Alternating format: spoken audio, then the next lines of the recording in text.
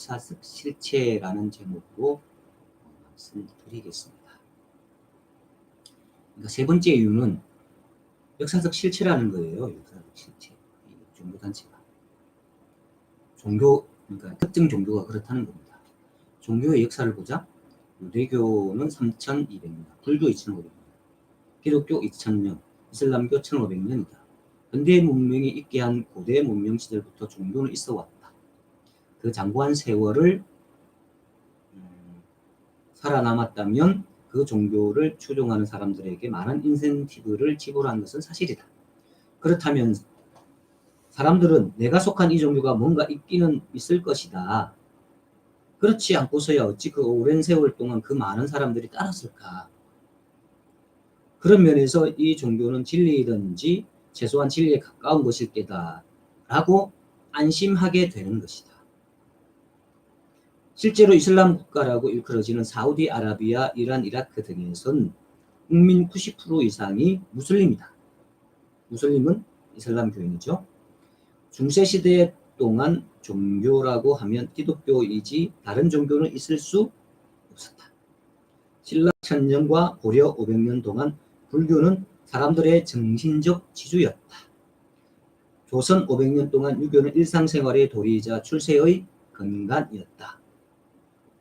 그리고 그 사회를 지탱하는 제일 기초적인 기본적인 사회 질서 체제였다. 조선 500년 동안 유교는 그랬었죠.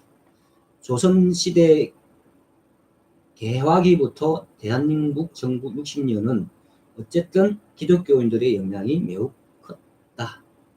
한 사회 안에서 두 개의 거대 종교가 있으면 충돌하기 쉽다. 인도의 위대한 영웅 마하트마 간디가 인도 사회에서 종교적 융합, 즉 이슬람교와 인도교의 화해를 주장하다가 자신을 따르는 사람에 의해 적임을 당해 숨진 것은 이상한 일이 아닐지도 모른다.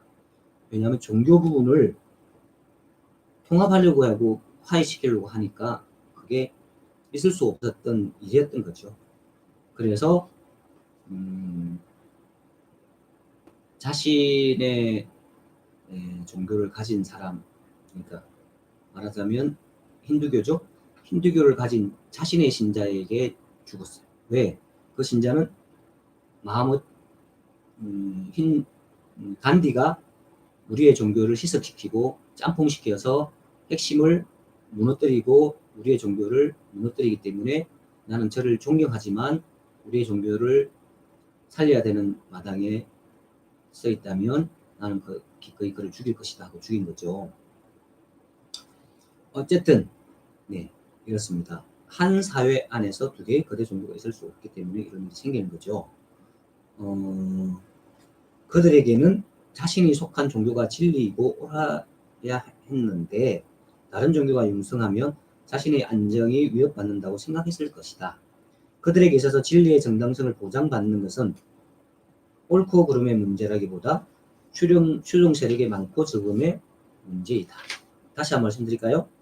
그들에게 있어서 진리의 정당성을 보장받는 것은 옳고 그름의 문제라기보다는 추종 세력의 많고 적음의 문제이다.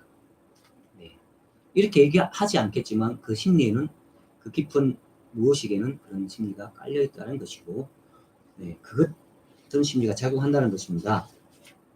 이러한 이유 때문에 종교가 맹목적으로 변해 비판의 대상이 되기도 하지만 해당 종교 입장에서 볼 때는 분명한 역사적 실체로 매김하는데 큰 역할을 한 것도 사실이다. 양면이죠.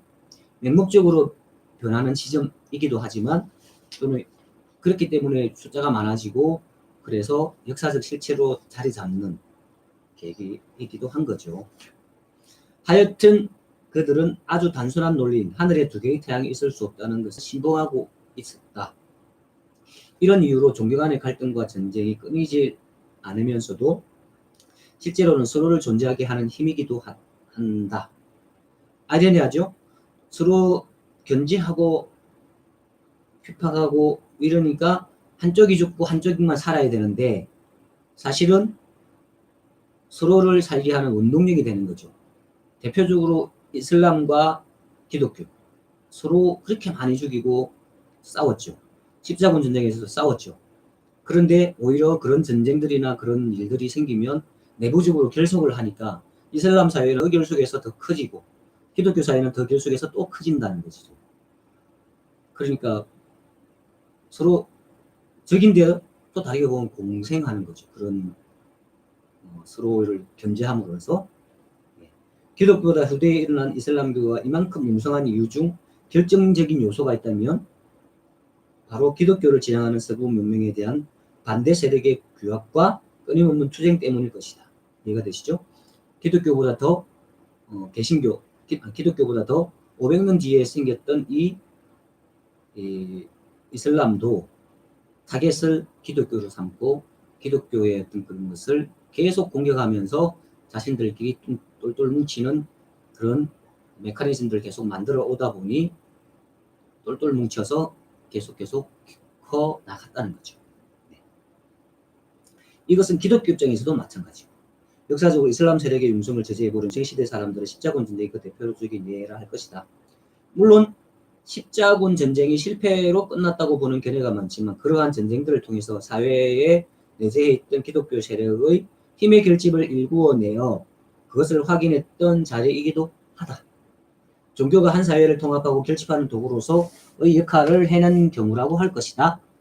조선시대에는 호국불교를 기치로 승병이 일어난 것을 예로 들 수 있다.